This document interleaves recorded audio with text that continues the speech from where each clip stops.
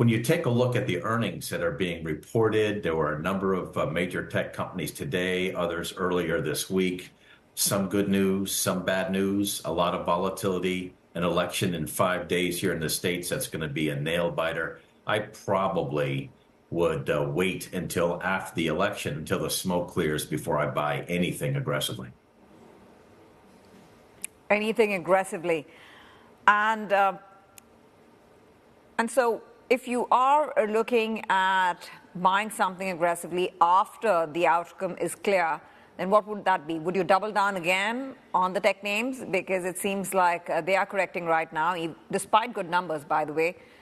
Or do you think you would broaden out?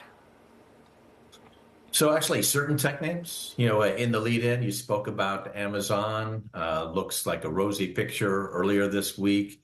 Alphabet, pretty good news. Uber announced some poor results, and the stock was marked down 9% today, but I think that one's a buy on the dip. Another thing that was said in the lead-in about Amazon, they are going to spend $75 billion, and according to the CEO, mostly on ramping up Gen AI. This tells me, election or not, that 2025 should be another very good year for the large language model builders and the semiconductor companies like NVIDIA that support them.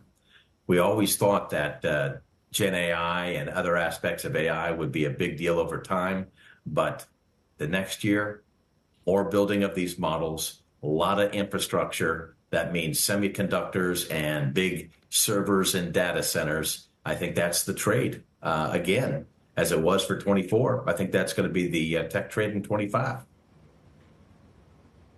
Paul, speaking of AI infrastructure build out here, what would bring investors a bigger upside from this level, from this point on throughout to 2025? Software side of the tech or hardware side of the tech?